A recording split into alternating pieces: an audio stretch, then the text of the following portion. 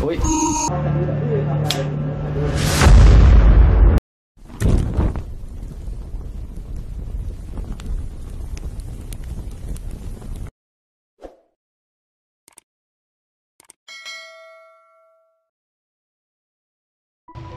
Magandang araw mga ka-horror at welcome back nga palang muli sa aking channel. Nandito na naman nga pala tayo sa bagong episode ng Agima Testing. Bali, ang video nga pala na ipapakita ko sa inyo ngayon ay nagmulang muli sa bansang Thailand at ito ay ang testingan ng leklay. Bali, ito nga palang leklay na ito ay sikat na sikat sa bansang Thailand, pero bukod sa kanila ay sumisikat na rin to sa mga karatig bansa tulad ng Malaysia, Indonesia at dito nga rin sa Pilipinas. At gaya nga ng nasabi ko dati na ilan sa mga sikat na antingero dito sa Pilipinas ay nagmamay-ari ng leklay tulad nga ni Commander Bantugan at ni Commander Leon. Marami rin kasing kakayahan ang kayang gawin ng leklay, tulad nga ng nagbibigay ito ng swerte sa mga negosyo. Nagbibigay protection din ito sa mga masasamang espiritu at masasamang elemento. Pero yung pinakasikat na kayang ibigay na kapangyarihan ng leklay ay yung proteksyong pangkalahatan.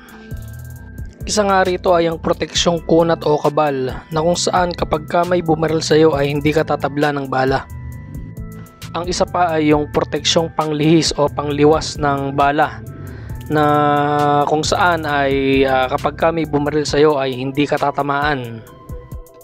At syempre yung pinakasikat na pamigil, na kung saan kapag ka may bumaril sa iyo ay hindi puputok yung baril or iiwasan niyang maikasa ang baril o kaya ay sasabog yung baril kapag ipinutok ito sa iyo.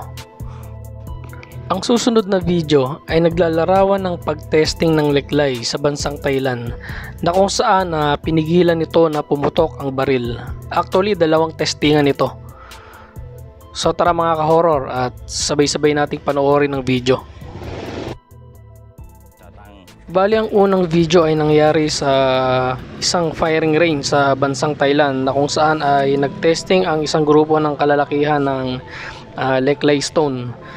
Dito ipapakita nila na kung paano ang leklay ay hindi puputokan ng baril.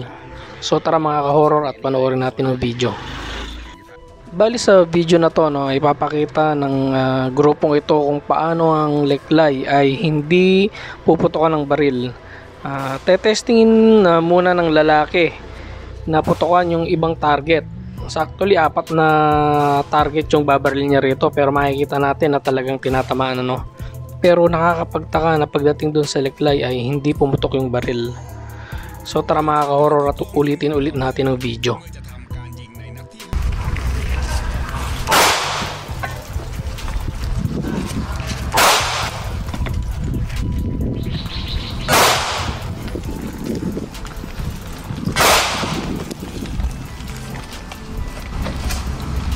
Uy.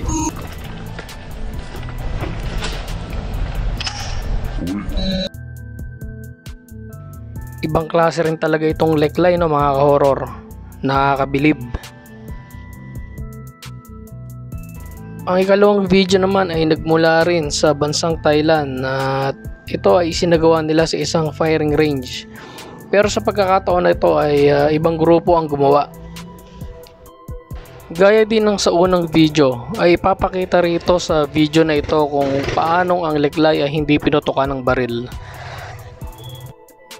Makikita natin sa video na mayroong dalawang target ang babaril dito sa firing range na ito. Ang isa ay dinikitan nila ng leklay stone at ang isa ay wala. Bali, unang pinutukan niya ng lalaking bumabaril yung target na walang leklay na nasa kaliwa. Bali, 2 putok ang ginawa niya rito, at pagkatapos nito ay pinutukan naman niya yung nasa kanan, yung may nakadikit na leklay. Pero kapansin-pansin na yung baril ay hindi pumutok. Pero nung ibalik niya ulit sa target na walang leklay ay pumutok ulit yung baril. Sa pagkakataon nga na ito ay pinakita ng grupo yung close up doon sa baril na ginamit kung paano ito ay pumutok nung binaril ito sa walang leglay, at nung itinutok ito doon sa target na may nakadikit na leglay ay hindi ito pumutok. Ibang klase talaga ang leglay stone mga ka-horror, ano? Talagang nakakabilib.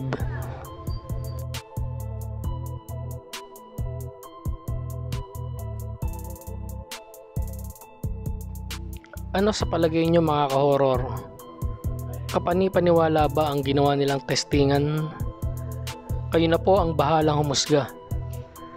Hanggang dito na lang mga ka-horror, at samahan nyo kaming muli sa mga susunod ko pang mga video. Maraming salamat po.